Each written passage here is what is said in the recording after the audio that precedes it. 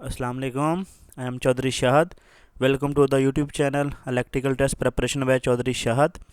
तो आज हम डिस्कस करेंगे हांडा हांडा बुक का चैप्टर नंबर 21 सिंक्रोनस मोटर का। तो इसमें हम जो है सिंक्रोनस मोटर को आज डील करते हैं। तो सबसे पहले हमने डिस्कस किया था टाइप्स ऑफ मोटर को। तो हमने देखा था कि जो टाइप मोटर की टाइप्स होती हैं वो दो तरह की मोटर होती हैं, एक एसी मोटर और एक डीसी मोटर। और एसी मोटर में भी आगे मज़ीद दो टाइप्स हैं, एक इंडक्शन मोटर और एक सिंक्रोनस मोटर। इंडक्शन मोटर हमने देख ली थी। इंडक्शन मोटर की मज़ीद दो टाइप्स थी, जो है वो आपकी स्कैरल के इंडक्शन मोटर और आपकी वाउंड रूटर इंडक्शन मोटर। अब आके सिंक्रोनस मोटर की हम जो वो यहाँ पे डिटेल देखेंगे।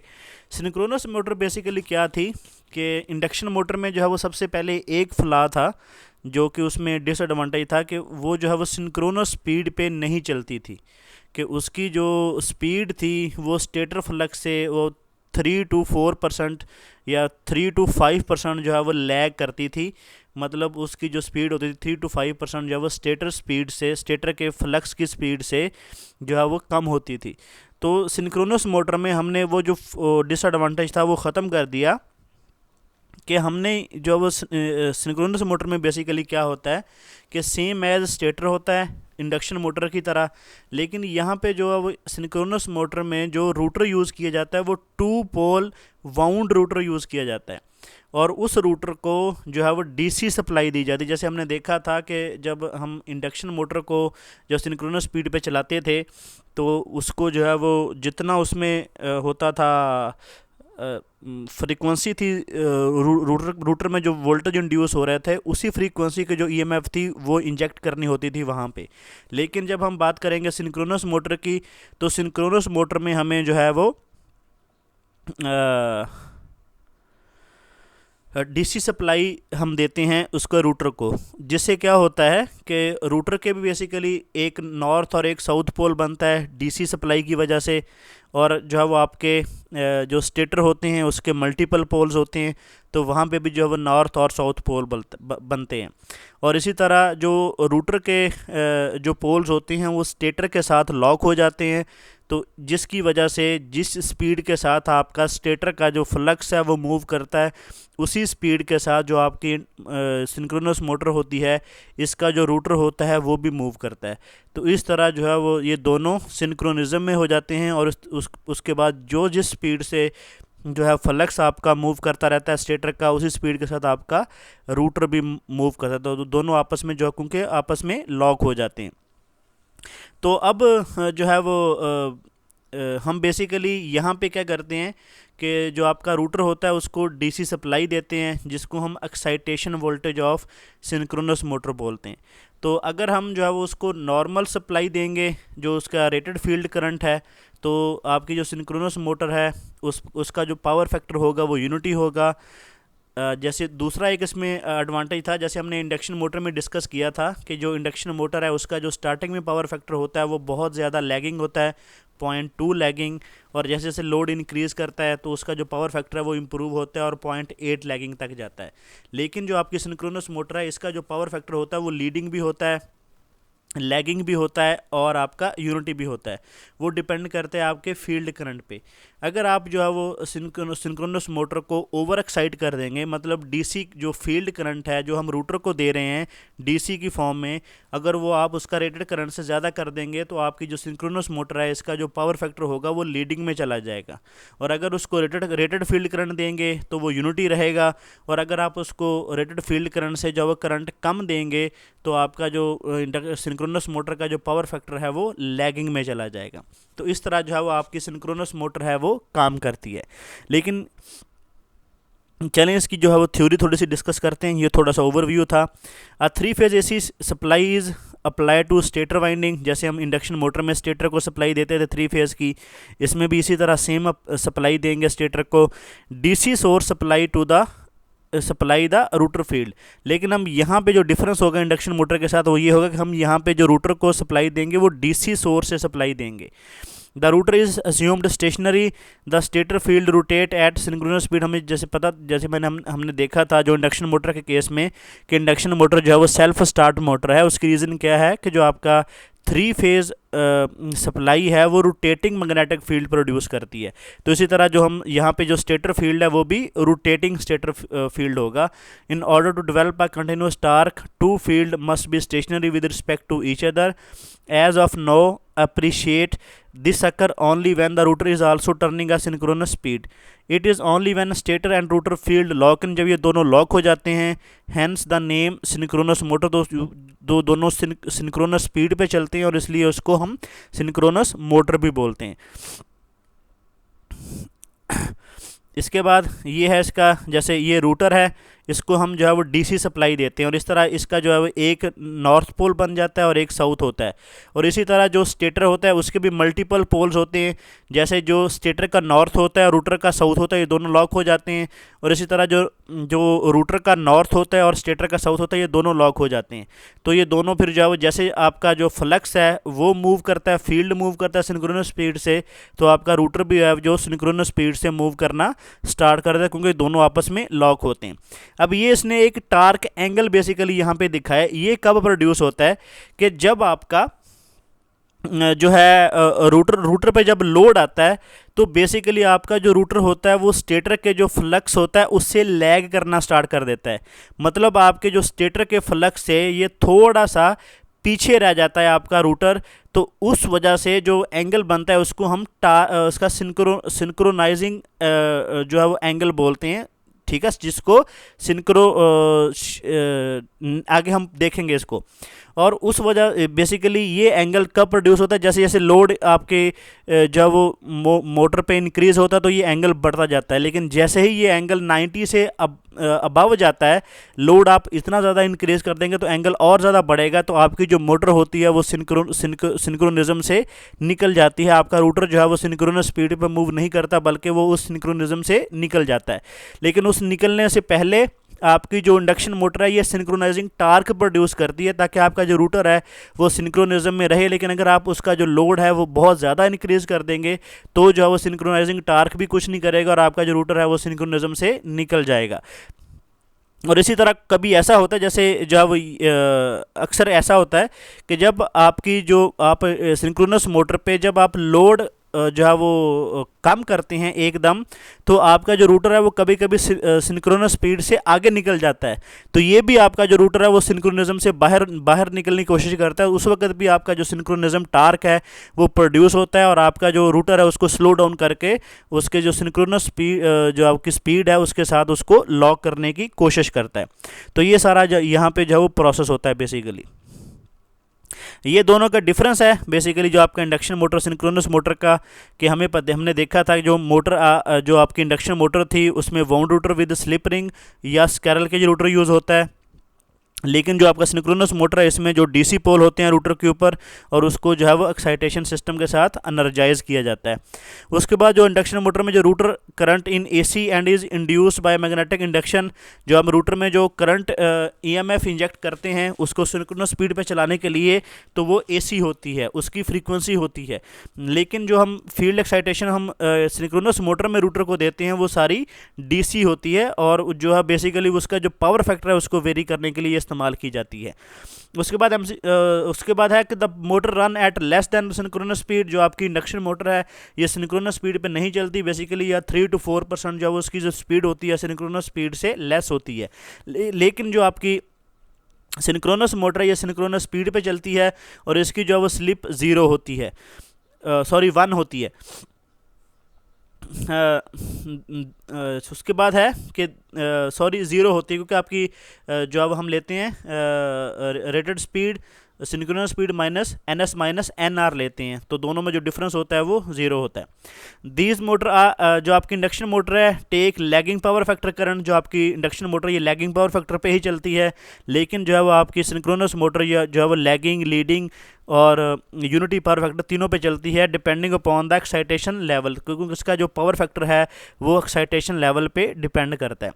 These motor have inherent starting torque, लेकिन जो आपका इंडक्शन मोटर है इसका कुछ ना कुछ स्टार्टिंग टार्क होता है, लेकिन आपकी जो सिंक्रोनस मोटर है इसका जो स्टार्टिंग टार्क है वो ज़ीरो होता है, क्योंकि जो आपकी सिंक्रोनस मोटर है ये सेल्फ स्टार्ट मोटर नहीं है।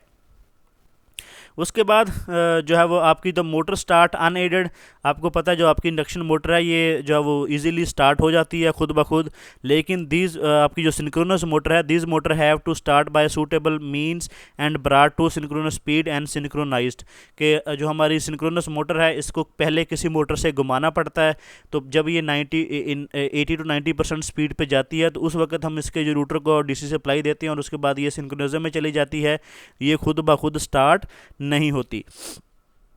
उसके बाद जो इंडक्शन मोटर है, these motor are used for variable speed and variable load drive, के हम जो आपकी इंडक्शन मोटर है इसकी जो स्पीड है उसको वेरी कर सकते हैं, फ्रीक्वेंसी वेरी करके, वोल्टेज वेरी करके, लेकिन जो आपकी सिंक्रोनस मोटर है इसकी जो स्पीड होती है वो कांस्टेंट होती है और ये कांस्टेंट लोड को ड्राइव करने के लिए ही इस्तेमाल की जाती है।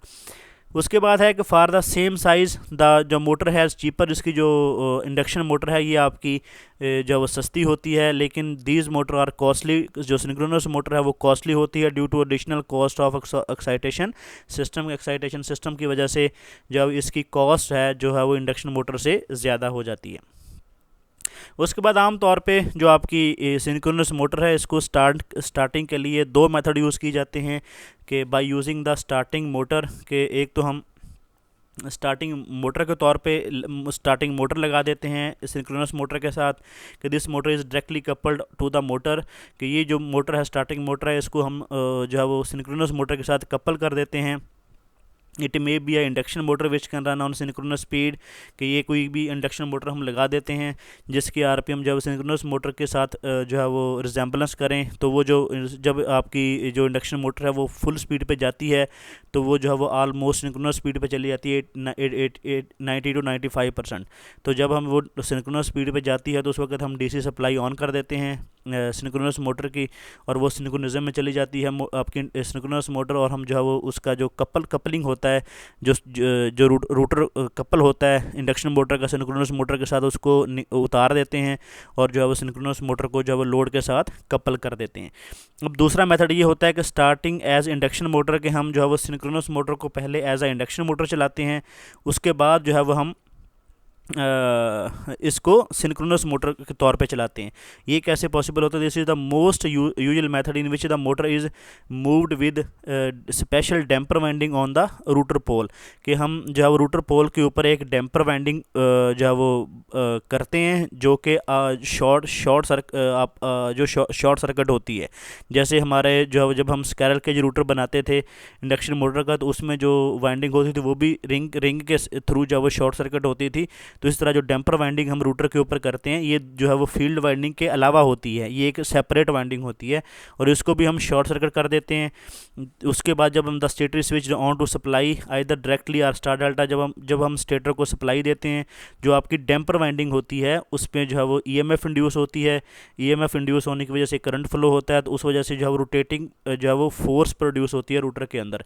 लेकिन जब ये रोटेटिंग फोर्स प्रोड्यूस हो रही होती है उस वक्त जो आपकी फील्ड वाइंडिंग होती है जिस पे हम डीसी सप्लाई देते हैं वो ओपन सर्किट होती है। When the router reaches the more than 95% of the synchronous speed, तो डीसी जो ब्रेकर होता है वो फील्ड एक्साइटेशन स्विच ऑन कर देते हैं और फील्ड करंट ग्रेजुअली आपका इंक्रीज होता है, रूटर जो है वो पुल इनटू सिंक्रोनिज्म। तो जब आपकी जो मोटर है वो डैम्पर वाइंडिंग की वजह से, क्योंकि लेकिन ये डैम्पर वाइंडिंग से सिंक्रोनस मोटर को स्टार्ट करते हैं, तो उस वक्त जो मोटर होती है वो आपकी नो लोड पे होती है, उस पर कोई लोड नहीं होता। तो जब वो मोटर आपकी 90 to 95% स्पीड पे चली जाती है तो उस वक्त हम जो है वो उस पर जो आपकी दूसरी वाइंडिंग होती है जो फील्ड वाइंडिंग है रूटर की, वहाँ पे हम डीसी सप्लाई ऑन करते हैं और आपकी जो मोटर होती है वो सिंक्रोनिज्म में चली जाती है और उसके बाद उसको जो है वो लोड के साथ कनेक्ट कर देते हैं, कपल कर देते हैं। उसके बाद अगर आपने उसकी डायरेक्शन चेंज करनी है तो आप स्टेटर के कोई भी दो टर्मिनल चेंज कर देंगे सप्लाई के, तो आपकी सिंक्रोनस मोटर की जो डायरेक्शन है वो चेंज हो जाएगी। उसके बाद कुछ डेफिनेशंस हैं टार्क के हवाले से। सिंक्रोनस टार्क बेसिकली क्या होता है? It is a steady state torque required to drive a motor and the load at synchronous speed. Synchronous speed पे लोड को चलाने के लिए जो टार्क रिक्वायर्ड होता है उसको सिंक्रोनस टार्क बोलते हैं। पुल इन टार्क बेसिकली क्या होता है? It is a maximum constant load torque under which the motor will pull into synchronism at the rated rotor supply voltage and rated frequency. जो कि आपका जो टार्क मोटर को सिंक्रोनिज्म में लेके जाता है उसको हम पुल इन टार्क बोलते हैं। Nominal pull in torque basically क्या होता है? It is the value of the pull in torque 95% of the synchronous speed with the rated voltage and supply frequency rated voltage and frequency applied to the stator when the motor is running with the winding current। Pull out torque basically क्या होता है कि it is a maximum sustain torque which the motor will develop at synchronous speed with 1 minute with rated frequency and rated field current. उसके बाद pull up torque basically क्या होता है कि it is a minimum torque developed between the standstill and pull in point। The torque must exceed the load torque by sufficient margin to ensure the satisfactory acceleration of the load during starting। उसके बाद reluctance torque basically क्या होता है? It is fraction of the total torque with the motor operating synchronously। उसके बाद है आपका locked rotor torque. It is a maximum torque which a synchronous motor will develop are at rest for any angular position of the rotor at rated voltage and frequency. उसके बाद जो losses होते हैं आपके सिंक्रोनस मोटर में दो तरह के होते हैं। आर्मेचर कॉपर लॉस होता है और आपका आयरन एंड फ्रिक्शन लॉस होता है।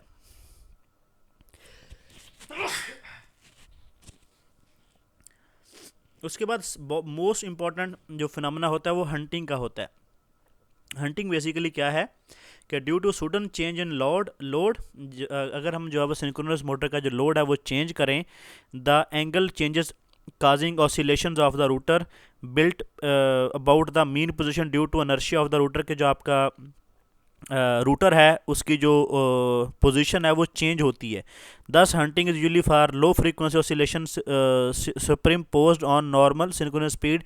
कि जैसे ही आपका जो लोड, जैसे मैंने बताया था कि अगर आप लोड इंक्रीज करते हैं सिंक्रोनस मोटर के ऊपर, आपका जो रूटर होता है वो लैग करता है सिंक्रोनस जो स्पीड होती है फ्लक्स की उससे, तो उसमें रूटर में ऑसिलेशंस प्रोड्यूस होती हैं।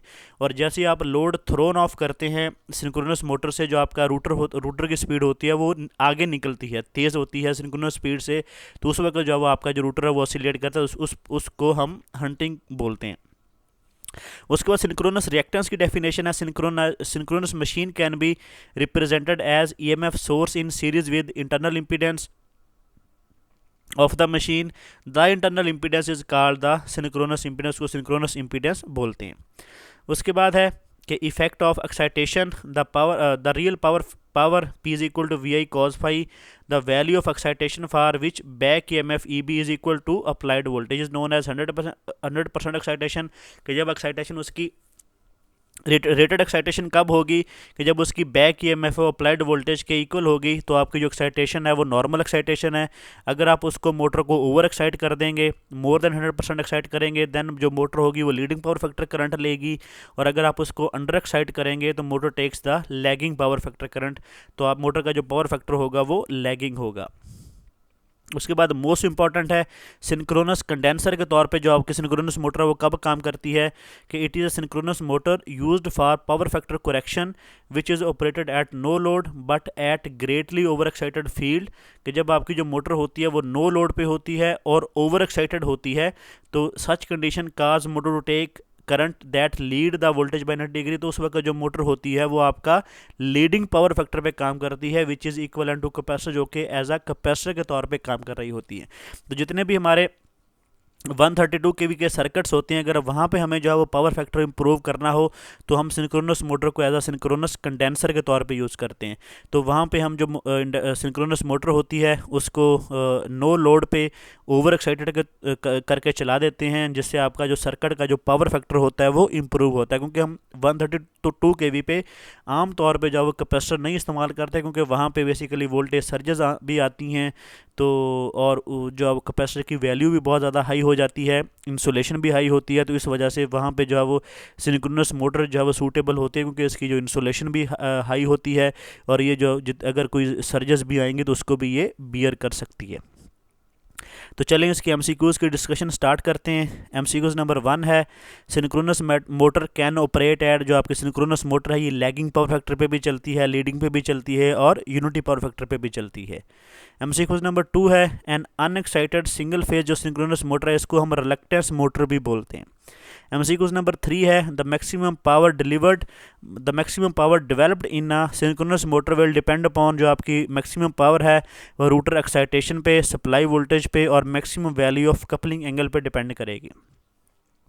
एमसीक्यूज़ नंबर 4 है, in case the field of synchronous motor is under excited, तो पावर फैक्टर क्या होगा, लैगिंग होगा। अगर आपका जो फील्ड करंट है वो जो रेटेड करंट से कम है तो पावर फैक्टर क्या होगा, लैगिंग होगा, और अगर ज़्यादा है तो लीडिंग होगा, और अगर 100% एक्साइटेड है मोटर तो आपका पावर फैक्टर यूनिटी होगा। एमसीक्यूज़ नंबर 5 है, a synchronous motor is switched on to supply with its field winding is shorted on them self, कि अगर आपने जो है वो सप्लाई ऑन किया सिंक्रोनस मोटर की और उसका जो फील्ड वाइंडिंग है जो रूटर में हुई है उसको अगर आपने शॉर्ट कर दिया तो मोटर क्या करेगी, start as induction motor and then run as synchronous motor.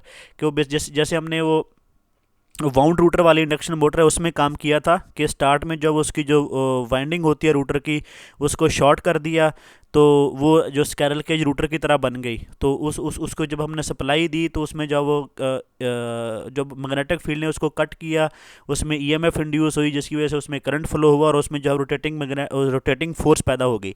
तो इसी तरह हम जो है वो सिंक्रोनस मोटर का जो रूटर होता है उसको शॉर्ट कर देते हैं।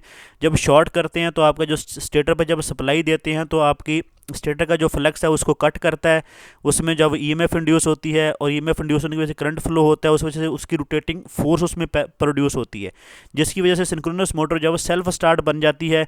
लेकिन जैसे ही आपकी वो मोटर जो है वो 90-95% स्पीड पे जाती है तो हम जो है वो जो आपका फील्ड सर्किट था रूटर का उसको ओपन करते हैं और वहाँ पर जो डीसी सप्लाई दे देते हैं, जिसकी वजह से आपकी जो सिंक्रोनस मोटर है वो सिंक्रोनिज्म में चली जाती है और वो सिंक्रोनस स्पीड से जो है वो मूव करना स्टार्ट कर देती है। तो इस तरह हम जो है वो इंडक्शन मोटर सिंक्रोनस मोटर को सेल्फ स्टार्ट बना सकते हैं। लेकिन हम जो है वो आम तौर पे जो फील्ड सर्किट है उसको शॉर्ट सर्किट नहीं करते, बल्कि हम एक डैम्पर वाइंडिंग यूज़ करते हैं। तो उस वजह से जो है वो आपकी जो सिंक्रोनस मोटर है वो एज आ इंडक्शन मोटर के तौर पे स्टार्ट होती है और जैसे ही आपकी वो 90-95% पे जब वो चली जाती है स्पीड पे तो उस वक्त हम जो है वो उसकी जो फील्ड सर्किट है उस पर डीसी सप्लाई दे देती है और मोटर आपकी जो है वो सिंक्रोनिज्म में चली जाती है। अब आपका क्वेश्चन है कि जब आपकी जो मोटर वो सिंक्रोनिज्म में चली गई तो उस वक्त जो आपकी डैम्पर वाइंडिंग है उसमें जो है वो कोई भी करंट इंड्यूस नहीं होगा। क्यों? क्योंकि वहाँ पे चेंज ऑफ जो मैग्नेटिक फ्लक्स है वो ज़ीरो हो गया। तो उस वजह से जैसे ही आपकी जो मोटर है वो सिंक्रोनिज्म से आगे या पीछे जाएगी तो आपका जो है वो डैम्पर वाइंडिंग में कुछ ना कुछ करंट जनरेट होगा। तो इस वजह से आपका जो डैम्पर वाइंडिंग है वो आपकी मोटर को इफेक्ट नहीं करती। तो रिमेनिंग एमसीक्यूज़ इंशाल्लाह हम नेक्स्ट वीडियो में डिस्कस करेंगे। तो अगर वीडियो अच्छी लगी हो तो वीडियो को लाइक कर दें, शेयर कर दें और चैनल को सब्सक्राइब कर लें।